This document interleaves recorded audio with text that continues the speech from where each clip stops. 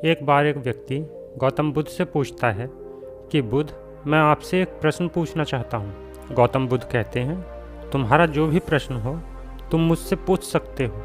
वह व्यक्ति कहता है, बुद्ध, मैं इतना दुखी क्यों हूँ? बुद्ध कहते हैं, कहाँ है तुम्हारा दुख? मुझे तो कहीं नज़र नहीं आता। वह व्यक्ति कहता है, बुद्ध, मैं हर समय परेशान रहता हूँ, मुझे जीवन के अंदर कोई सार ही नज़र नहीं आता। बुद्ध कहते हैं, पहले तुम मुझे ये बताओ कि दुख है कहाँ? वह व्यक्ति कहता है, दुख मेरे अंदर है बुद्ध। बुद्ध कहते हैं, अच्छा ये बताओ तुम्हारे दुख का कारण क्या है? वह व्यक्ति कहता है, कारण ही तो जानने आया हूँ बुद्ध, और आप मुझे से पूछ रहे हैं कि मेरे दुख का कारण क्या है? बुद्ध कहते हैं कि जब दुख तुम्हारा है तो कारण मैं कैसे बता सकता हूँ? वह व्यक्ति थोड़ा चौंकता है और कहता है, बुद्ध, आप तो अंतर्यामी हैं, आप तो पता कर ही सकते हैं कि मेरे दुख का कारण क्या है।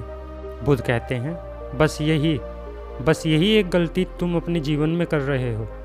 किसी और के भरोसे बैठे हुए हो कि वो मेरी समस्या का समाधान कर देगा।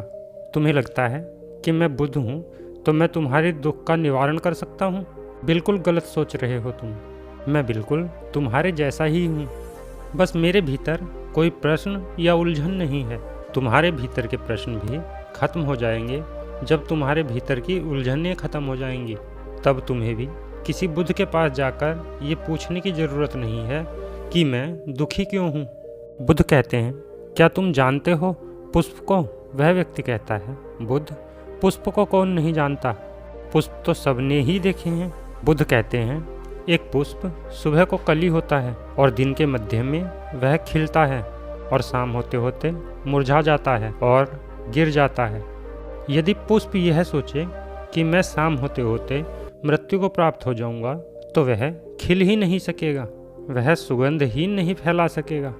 ठीक उसी तरह यदि तुम ये सोचते हो कि जीवन में दुख ही है और तुम दुख को ही देखते हो और सोचते हो कि दुख के अलावा कुछ है ही नहीं, तो तुम जीवन में सुख को कैसे जानोगे?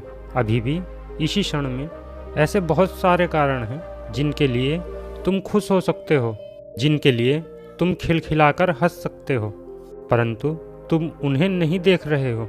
ये है तुम्हारे दुख की सबसे बड़ी वजह। अगर तुम उन कारणों को देख पाए जिनके कारण तुम अभी हंस सकते हो, जिनके कारण तुम अभी खुश हो सकते हो, तो तुम जीवन को जान पाओगे। अभी तुम जिस भी समस्या में हो, जितने भी दुख में हो, चाहो तो वहाँ से वापस आ सकते हो और चाहो तो और गहरे जा सकते हो। निर्णय तुम्हारे ही हाथ में है। कोई तुम्हारे निर्णय को तुमसे नहीं छीन सकता, कोई भी तुम्हारी सोच को नहीं बदल सकता, केवल मार्ग बता सकता है। उस पर चलना न चलना पूरी तरह से तुम्हारे ही हाथ में है। वह व्यक्ति कहता है, परंतु बुद्ध, यह कैसे संभव है? मैं इस समय बहुत सारी समस्याओं में हूँ। बुद्ध मुस्कुराते हैं और कहते हैं, यदि इसी समय तुम्हारी मृत्यु हो जाए तो तुम्हारी कोई भी समस्या एक तिनके से भी ज़्यादा छोटी होगी या होगी ही नहीं। वह व्यक्ति कहता है, यह बात तो एकदम सत्य है बुद्ध, परंतु मैं इतनी जल्दी मरना नहीं चाहता। बुद्ध कहते हैं, ये भी एक बहुत बड़ी समस्या है कि तुम चाह के मरना चाहते हो। मृत्यु कोई ऐसी चीज़ नहीं है जो चाहत से आए, वो तो बस आती है, उसे तो सिर्फ स्वीकारा जा सकता है। यदि तुम ये देख पाए कि मृत्यु अटल है और जीवन में सुख दुख आते और जाते रहेंगे, तो तुम एक स्थिरता के साथ जीवन जी सकोगे। और यदि तुम्हारे जीवन में स्थिरता आ गई, तभी तुम जान सकोगे कि तुम्हारे दुख का क्या निवारण है। मेरे शब्द केवल दिशा बता सकते हैं। यदि तुम ये सोचो कि मेरे शब्दों से ही तुम्हारे दुखों का अंत हो जाए, तो ऐसा नहीं हो सकता। मेरे शब्द केवल दिशा बता सकते हैं, उस पर चलना न चलना तुम्हारा काम है। हमारे जीवन में भी एक बहुत बड़ी गलती हम यही करते हैं कि हम सुनते बहुत कुछ हैं, समझते बहुत कुछ हैं, जानते बहुत कुछ हैं, पर उन सभी चीज़ों को अपने जीवन में उतार नहीं पाते। जानकर भी उसे अपने जीवन के अंदर प्रयोग नहीं कर पाते। यदि हम अपने जीवन के अंदर बदलाव चाहते हैं तो हमें अभी इसी क्षण में सुख को देखना होगा जो हमारे जीवन में है। हम सुख को देखेंगे तो हम पाएंगे कि जीवन में केवल दुख ही नहीं है, सुख भी है। और जब हम सुख और दुख दोनों को देख पाएंगे तो हम ये पाएंगे कि सुख ना तो हमें बहुत अधिक खुश कर सकता है और ना ही दुख हमें बहुत परेशान कर सकता है। तब हम इन दोनों के ऊपर उठ पाएंगे।